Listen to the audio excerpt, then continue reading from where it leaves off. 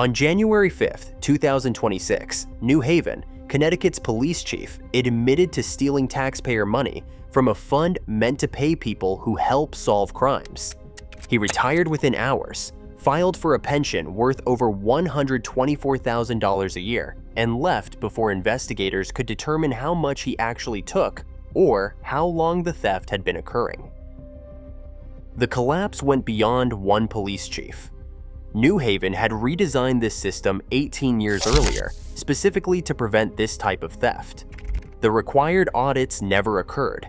For at least 6 years, nobody was conducting the oversight that the policies mandated. Tax dollars earmarked for public safety disappeared into personal use. The confidential informant program that helps solve violent crimes was shut down. The questions now extend to what other oversight failures exist across city government. New Haven is Connecticut's 6th largest city, home to roughly 700,000 residents and Yale University. The police department had dealt with stolen confidential informant money before. In 2007, the FBI raided police headquarters while building a case against a lieutenant for misusing these funds. In 2008, a detective was arrested for allegedly stealing tens of thousands of dollars from the same fund. His trial revealed that detectives could withdraw money with virtually no oversight. New Haven brought in the Police Executive Research Forum to craft a new policy in 2008. The reforms created specific safeguards. The Confidential Informant Fund would be managed by the Assistant Chief of Investigations, and not by the police chief. That assistant chief would maintain all financial records, approve all expenditures, and conduct annual audits. The police chief was deliberately excluded from financial management. That separation was the firewall. Karl Jacobson joined the New Haven Police Department in February 2007 after 9 years with the East Providence Police Department in Rhode Island. Over 15 years with the department, he worked his way up through the ranks. He served as a federal task force officer with the Bureau of Alcohol, Tobacco, and Firearms. He led a federal wiretap investigation that resulted in over 105 indictments. He built a reputation for community connections and collaborative policing. In 2019, Jacobson became Assistant Chief of Investigations. That position gave him control of the Confidential Informant Fund. In July 2022, Mayor Justin Elicker appointed Jacobson as police chief. The Board of Alders unanimously approved the appointment.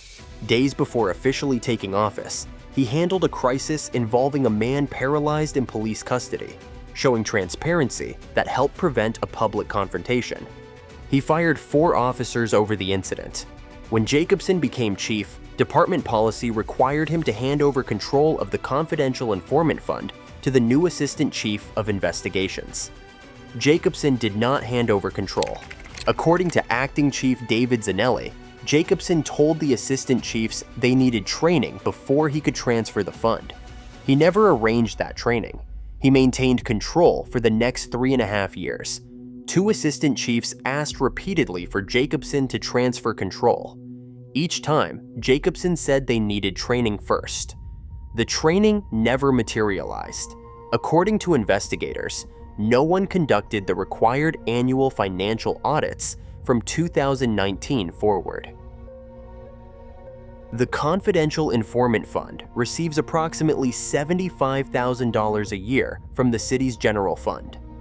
Normally, $5,000 is withdrawn each month. In November 2025, Jacobson withdrew $10,000. He withdrew another $10,000 in December.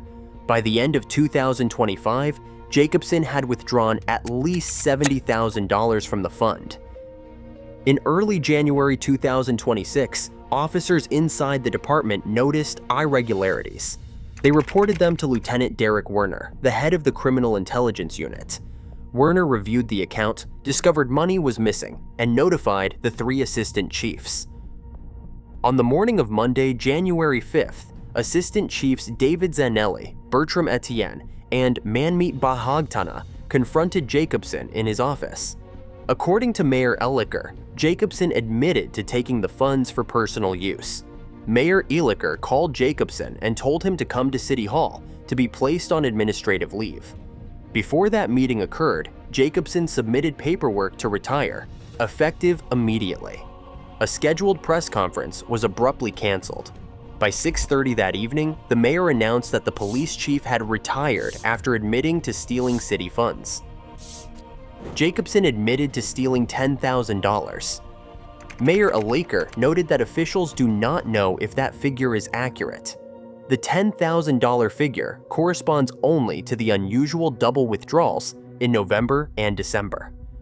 The investigation must now trace back through 6 years of transactions without the benefit of the audits that were supposed to be conducted. The fund currently holds $50,766. The city froze the account. The confidential informant program is now paused. Connecticut State Police are leading the inquiry. The New Britain State's attorney was assigned to avoid a conflict of interest. According to paperwork obtained through a Freedom of Information request, Jacobson will receive a monthly annuity of $10,361. That is an annual pension of $124,332. The calculation includes 2 additional years of credited service and 5 additional years of pension service benefits because Jacobson cashed in 150 days of unused sick time. He also received a payout of $40,610 by buying out his cost of living adjustment benefit. His first pension payment is scheduled for February 28th. Emolument details are public record. The city has no legal authority to withhold the pension unless Jacobson is convicted of a financial crime. If convicted, the Connecticut Attorney General can move to revoke or reduce the pension. Until then, the payments proceed. Legal limits are clear under current law. Jacobson has not been arrested. He has not been charged. He has not responded to requests for comment.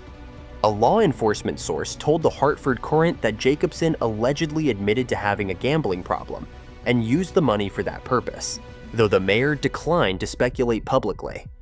As of mid-January, officials believe no one else participated in the theft. The confidential informant program is suspended. That program pays people who provide information that helps solve violent crimes.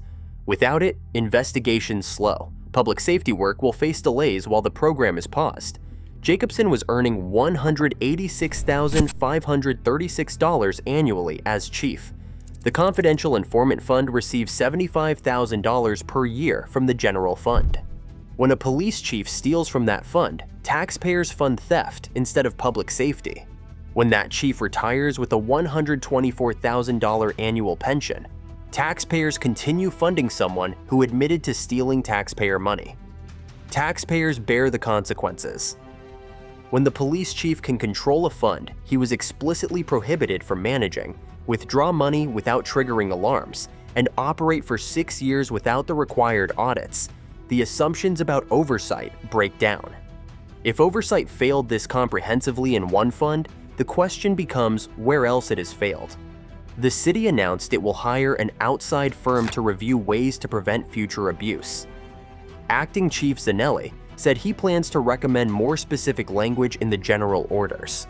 The mayor said the city will review other similar accounts that Jacobson had access to. These are the same types of reforms that were implemented in 2008. The investigation is ongoing. Connecticut State Police are reviewing years of financial records. Officials cannot access the program's ledger because Jacobson's office is sealed. They do not know how much money was taken. They do not know whether the $10,000 figure represents the full extent or a fraction of the total, and they do not know why. Despite policies requiring annual audits, no audits occurred for 6 years. Acting Chief David Zanelli, who was technically responsible for the fund under department guidelines, is now leading the department. He was one of the 3 assistant chiefs who confronted Jacobson. He repeatedly asked Jacobson to transfer control of the fund and was told training was needed first. That training never happened. Zanelli, who held the responsibility on paper but could not access the fund in practice, now serves as acting chief while investigators determine what happened under his nominal supervision. The officers who noticed irregularities and reported them have been praised. The assistant chiefs who confronted Jacobson have been commended. But the detection came after 6 years of undetected theft, after repeated requests to transfer fund control were ignored, and after the safeguards designed in 2008 failed to prevent what they were designed to prevent. Those safeguards did not work in practice. Jacobson was the chief. He had received awards. He had fired officers for misconduct. He had built trust with the community. And he was stealing money from a fund meant to help solve violent crimes while maintaining control of that fund in direct violation of policies designed to prevent that scenario. As of mid-January 2026, the confidential informant program remains paused. The fund remains frozen. Jacobson has not been charged. His first pension payment is scheduled for late February, unless he is convicted before then. Connecticut State Police will spend weeks or months reviewing financial records. New Haven residents will continue paying taxes to fund a police department whose former chief admitted to stealing from it, and a pension system that will pay him over $124,000 per year unless he is convicted. The reforms implemented after 2008 were carefully designed with input from national experts. They created separation of authority. They mandated audits. They failed because those audits were not conducted. That separation was not enforced, and that oversight did not function. When safeguards exist on paper but not in practice, the result is the illusion of accountability, which creates the assumption that someone is watching when no one is. For residents of New Haven, the question extends beyond what one police chief did. The question is, what happens when the systems designed to prevent misconduct stop working, and no one notices for 6 years?